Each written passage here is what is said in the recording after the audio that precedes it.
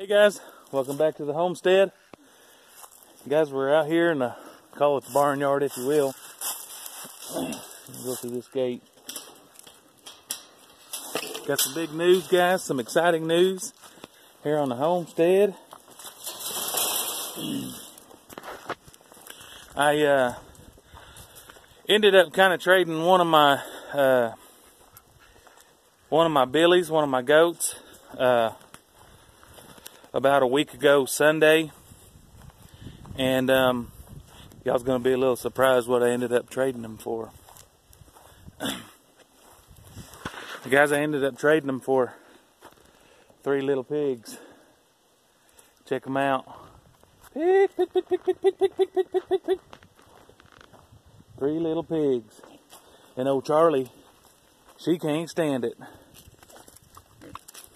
Look at them. Hey guys, this is Glenny back here in the back. This is Wenny and Penny.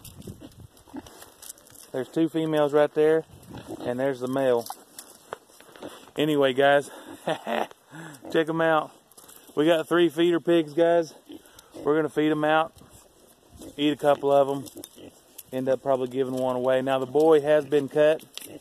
Like I said, I ended up trading them for one of my, the one and only billy that I had, is a little red billy that I had. Shreky was his name. We ended up getting rid of him and traded him straight across for these 3 feeder pigs. Now, like I said, I've had them for about a week.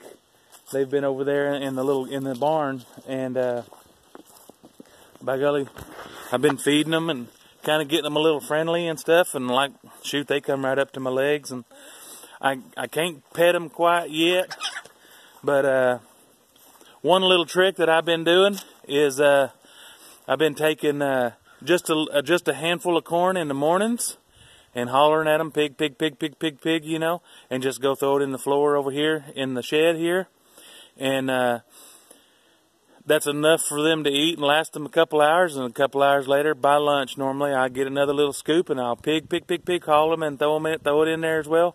So they know what's coming when I go to hollering for them. And let me turn around here if it ain't too bright and kind of shoot some video of them pigs back here in the background. Guys, when I first let them out, boy, they was peeling out, turning around and around, and spinning and doing all kind of stuff. Guys, I don't know if you have ever raised pigs, if you have or if you haven't. But I was having a tough time keeping water in on them because they had just turned the little water bowl and stuff over. And when I'd shoot them some water in that bowl down there, boy, they drink it up fast in a hurry, and then they'd end up spitting it back up or puking it back up because they would go, you know, ultimately 24 hours without water because they would dump their water trough over. And I wasn't going to come out here every hour and just fill their water trough up for them to dump it up right over. So we got the pond up here in the back, and they'll just be drinking old pond water. Pig, pig, pig, pig, pig, pig, pig, pig, pig, pig, pig, pig, pig, pig, pig, pig, pig, pig, pig. Come on, pig, come on, pig, hell, pig, come on. Whoop, whoop, whoop, whoop, whoop, whoop. So anyway, yeah, they'll be here, guys, and guess who else comes whenever I call for the pigs? The dogs. Pup! Come on, pup. Come here. Come on. Oh, get out of here. You better cut that out, you old mean thing. Come on, pup. Come on, pup. Yeah, come on. Oh, yeah. Get out of here. Quit being mean. Yeah. This one's the most friendliest. That bugger over there, he's a little mean. He's like a protector. Alright, go on, dog. Anyway, guys, so we got these pigs and traded them for the goat. And we're going to eat them, guys. Traded some goat meat for some bacon. Anyways, guys, I've raised pigs in the past. We lived in town there. I had a breeding pair. They never produced any piglets or anything like that. But I had a breeding pair, and we ended up eating them. And I raised 3 or 4 goats. I don't remember exactly how many. But let me shut this gate. Raised a few pigs back there in town, and it just never did work out the way we wanted to as far as the breeding pair goes. So yeah, guys, I just kind of, when I had those, I remember and reflect back to when I was just a real small boy. I remember our old pig pen that my daddy had when we lived out in the country in Tallahena and out on Green Hill and stuff. You know, I remember that, and that just kind of takes me back to that, guys. Having the pigs and raising up. Y'all are on the hood of the truck, by the way. Excuse me. Anyway, guys, it just kind of takes me back, and I remember my dad and my mom and all the family. You know, we used to raise pigs for our own good and raised our own chickens and everything, and eat our own chickens. And that's not to say we didn't buy meat from the store and stuff, because we did. There was a lot of us kids, 7, 8 of us all together. But at the time, there was 6 or 7 of us living out there like that, and plus my mom and dad. So there was a lot of mouths to feed, and that's just the way things were done. And it just kind of puts me back in touch with that kind of stuff, you know.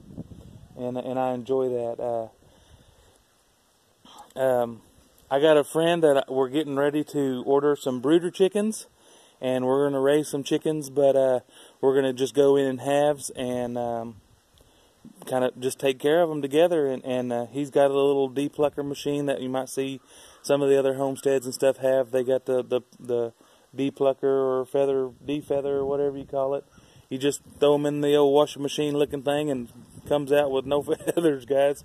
That's after you scald them and stuff. But as far as the pigs goes, we'll probably send them to the butcher and stuff. But working a pig is a lot of work, and I just don't think that I'm up to that. I could do it. I've already been and done a fellow over in Tallahena. I went to his house when he was doing it, and I could do it. It's no different than doing a deer or anything. And I did get a deer this year, just a couple weeks ago, and it's no different, guys. A little tougher to skin instead of scrape and stuff like that. I would end up skinning them if I had to, but guys, it's a lot of work involved.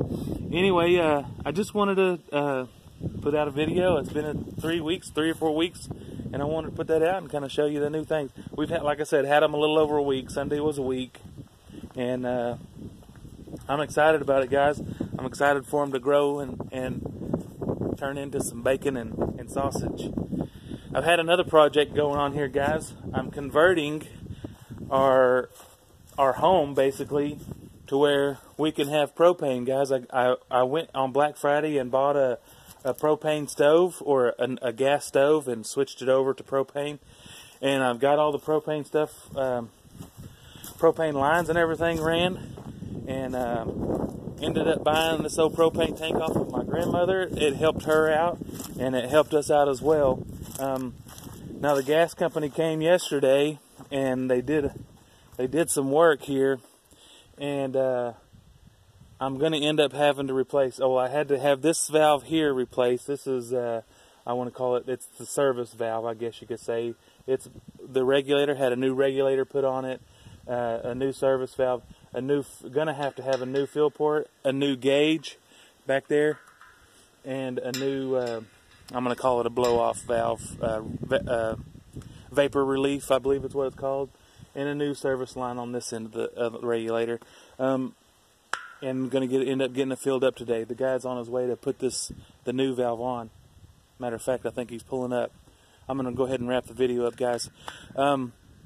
So we're going to have propane this evening. We'll be cooking with gas, baby. Woo! And go from there, guys. I've almost got the deck finished. I need some of this little side trim up here. I got one piece I got to put up.